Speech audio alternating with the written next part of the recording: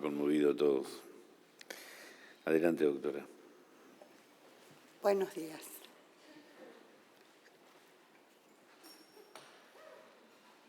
Nada fácil.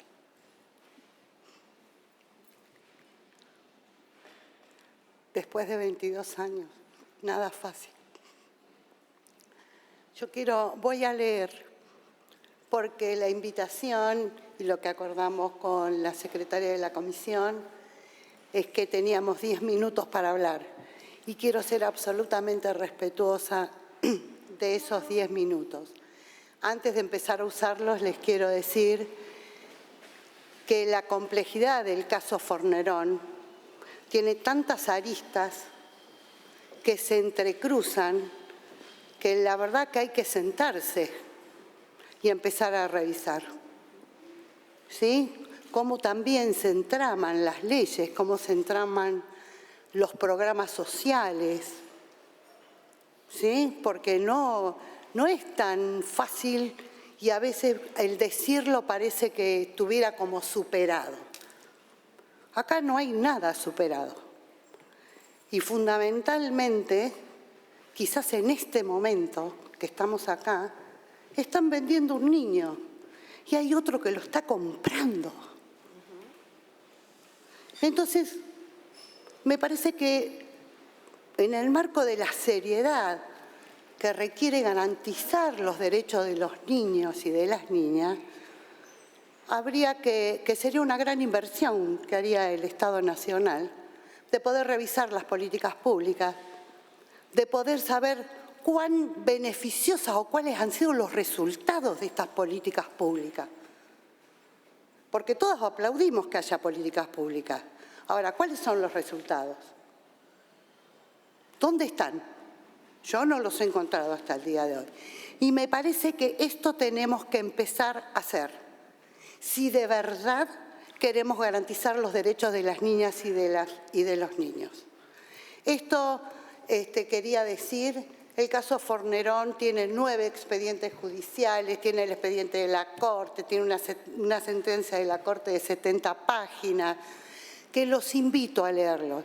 Las sentencias de la Corte Interamericana tienen una particularidad maravillosa, que es contar los hechos. Entonces uno sabe dónde está parado para después entender lo que la Corte dice y cómo resuelve. Nosotros, por supuesto, no ha sido un honor que condenen al Estado argentino. No lo ha sido, no lo es y no lo será nunca. Porque el pueblo argentino incorporó 3 artículos a la Convención Internacional de los Derechos del Niño, de los cuales nos enorgullecíamos. Y por esos mismos artículos fuimos condenados. No estamos orgullosos. Sí nos da una gran satisfacción poner en la discusión pública, poner en la discusión en esta casa, que es la casa donde están representadas las provincias, que esto pasa, senadores y senadoras. Esto pasa. Pasa en Morón, pasa en San Miguel, donde yo vivo, pasa en José Cepaz, pasa en Santa Fe, pasa en Entre Ríos. Cualquier provincia pasa. Y lo debemos detener de manera definitiva. Detenerlo. Pero además de detenerlo, tenemos que revisar todas las políticas públicas con respecto a la niñez. Porque hay algunas que se hicieron hace 20 años y siguen vigentes y el mundo no es el mismo. Los niños no son los mismos. Porque viven en una sociedad diferente y porque los padres de esos niños no son los mismos padres que hace 20 años, o 10, o 5. Entonces me parece que este es un trabajo que amerita, que se los propongo, digo, solamente para que empecemos a vivir un poquito mejor. Y ahora sí, voy a decepcionar a la doctora Graham porque yo no voy a hacer un reconto del expediente de Fornerón. Sí entendimos, este es un escrito que hicimos entre todos, ¿Qué era lo importante para nosotros? Que ustedes, los senadores y las senadoras, supieran para que tengan un voto pensado al momento de levantar la mano. Así que esto es para ustedes, básicamente. Agradecemos esta instancia de participación en nombre del señor Fornerón y de su hija, del equipo técnico de abogados, psicólogos y expertos de diferentes disciplinas que nos han acompañado, insisto, durante 22 años, como así también a las personas, hoy adultas, que buscan conocer a sus padres, sus orígenes, su cultura, conocer de dónde vienen para saber quiénes son. Y también a las mujeres que les sustrajeron sus hijos al momento de nacer. Ellos, muchos de ellos, nos confiaron sus historias, sus dolores y sus luchas. La compra-venta de niños y niñas en el momento de mayor indefensión, al ser más dependiente e incapaz de subsistir por sí mismo, que es al momento de nacer, configura uno de los delitos más aberrantes de la condición humana. Se paga un precio por una persona para que esa persona adquiera el estado de hijo del proyecto de hijo de otro, originando en consecuencia una evidente alteración en la identidad del niño, situación que le impide gozar de los derechos fundamentales del que es sujeto, entre ellos a su interés superior, entendido como la máxima satisfacción integral y simultánea de sus derechos en un marco de libertad, de respeto y de dignidad, para lograr el desenvolvimiento de sus potencialidades y el despliegue integral y armónico de su personalidad, a su debida registración y a la protección jurídica del nexo biológico por ser único, irrepetible e intransferible, y a su derecho a ser persona, a ser hijo de quien es hijo, a ser hermano y a ser nieto. La comisión de este delito es de larga data en la Argentina, con la gravedad institucional que la mayoría fue consumado, estando vigente el Estado de Derecho y en gobiernos democráticos. Por ello se erige en una deuda de la democracia y que solo la democracia y sus instituciones pueden saldar. El derecho a la identidad constituye un derecho humano consustancial a los atributos y a la dignidad humana, que tiene componentes jurídicos, sociológicos, psicológicos, éticos, culturales, sociales, que componen esta faz dinámica del derecho a la identidad. Y en su fase estática tenemos las huellas digitales, tenemos la imagen, el nombre, el genoma humano y el proceso de registración. La identidad es preexistente como parte indisoluble de la dignidad procedente de las personas y de sus libertades fundamentales, que otorga la calidad de sujetos y titulares de derechos, reconociéndoles personalidad jurídica. Al ser un derecho en sí mismo, conforma a los individuos como únicos, singulares, identificables e irrepetibles, como cada uno de nosotros que estamos hoy acá. Y su carácter autónomo hace que su existencia no esté subordinada a otros derechos. Y es por ello lo que le permite ser un medio que engloba otros derechos, como el nombre, la nacionalidad, la pertenencia a la cadena genética, a las relaciones familiares, y consolida su clara interdependencia y estrecha vinculación con otros derechos esenciales, como los derechos a la libertad e igualdad, y adquiere entonces el alcance de inalienable, imprescriptible, irrenunciable, inmutable y con efecto erga omnes. Por ello adquiere el carácter de orden público e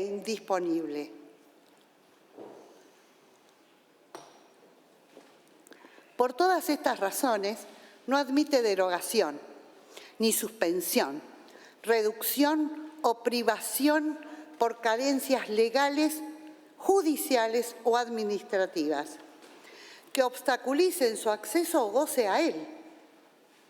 Y si así ocurriera, sería una flagrante violación a los principios de igualdad ante la ley y al principio de no discriminación, como así también al conjunto de otros derechos humanos de los que debe gozar. Todos estos derechos están contemplados en la Constitución Nacional, en el artículo 33, en el 14 bis, en el artículo 15, que todo el mundo dice, lo nombra, pero que dice que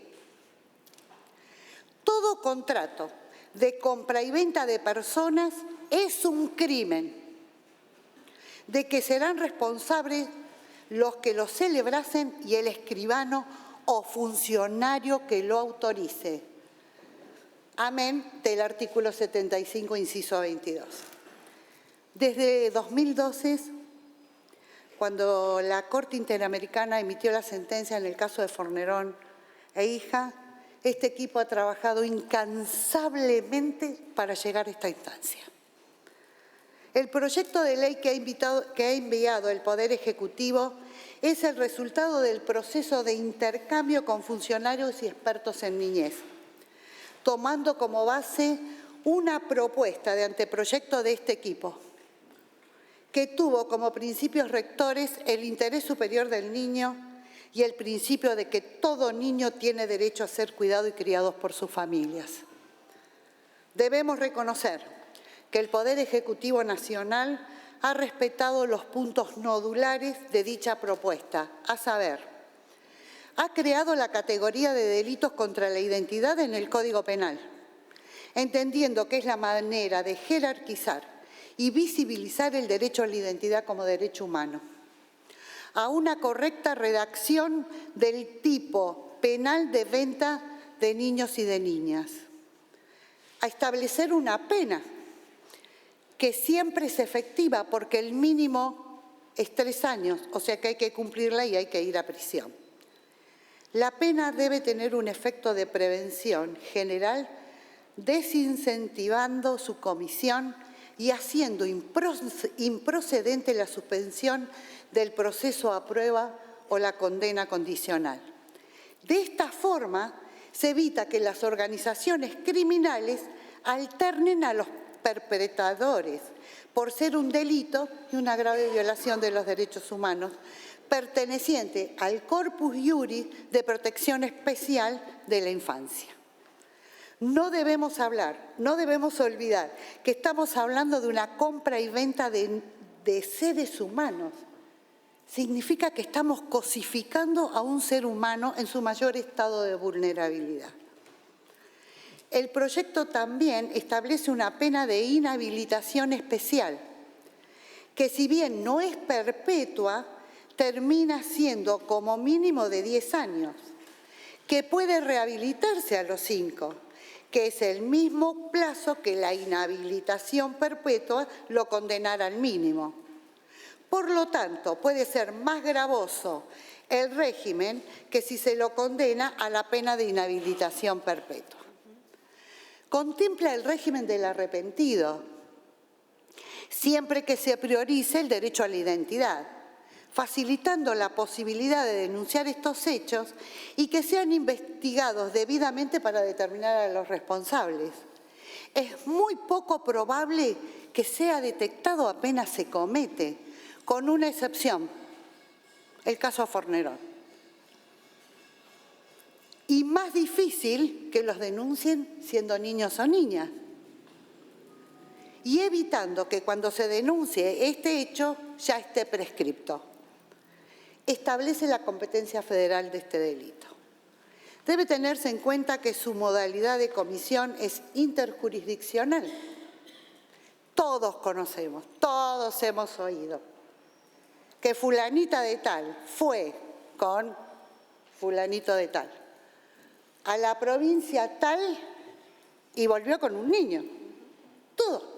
Digo, en esto, de verdad, yo pido que hagamos un acto de conciencia. Todos sabemos esto. Y entonces, traen un niño que va a vivir en otra provincia. Ya empezamos a tener problemas. Por eso es que planteamos la competencia federal. Asimismo, puede presentarse el caso de que el delito tenga carácter internacional, que de hecho hay relatos de muchísimas personas que son uruguayas, que son de la República de Bolivia, de Paraguay, de Chile, en fin. Este delito, como ya dijimos, que está contemplado en el artículo 15 de la Constitución Nacional, en el 75, inciso 22, pero también en el artículo 35 de la Convención Internacional de los Derechos del Niño. Recuérdese que Julio Mayer sostenía que es materia federal. Esos hechos punibles por una razón propia, los definidos y punibles según los tratados nombrados en el artículo 75, inciso 22. Y téngase en cuenta, además, que existe un protocolo facultativo que obliga a su criminalización. Asimismo, debemos recordar que la comisión de este delito supone también una afectación a la documentación estatal y al sistema de adopción implementado por el Estado. Y quedaría, a nuestro criterio, y de la experiencia recogida durante todos estos años en todos los procesos del señor Fornerón, un punto para agregar al proyecto que no es de menor importancia como garantía para investigar, perseguir y castigar, que es fijar la competencia territorial en el domicilio del niño, donde sea su centro de vida. No podemos terminar sin reiterar la gravedad institucional de este crimen, que, reitero, fue cometido estando vigente el Estado de Derecho y en gobiernos democráticos, y que se erige en una deuda de la democracia y que solo la democracia y sus instituciones pueden saldar. No podemos terminar sin rezar como una oración con los niños y las niñas, no, siempre no, cuando se afecten sus derechos a la libertad, a la dignidad, a su integridad, a su identidad, a ser cuidados y criados por su familia, a no sufrir injerencias de ningún tipo. Siempre no, cuando se pretenda que adquieran el estado de hijo del proyecto de hijo de otros, a cambio de una remuneración de cualquier especie. Tenemos la esperanza que hoy comenzará para las víctimas de compraventa el camino de su reparación. Y entonces, y solo entonces, senadores y senadoras habrán torcido y desnaturalizado el destino deshumanizante de este crimen. Pretendemos expresar la importancia de que este proyecto de ley continúe con el trámite parlamentario, sumándole todos los esfuerzos para su aprobación, para proteger y favorecer el Estado de Derecho, la convivencia democrática y la plena vigencia de los derechos humanos. Muchas gracias por dispensarnos este tiempo. Muchas gracias por habernos oído. Muy bien, muchas gracias, doctora.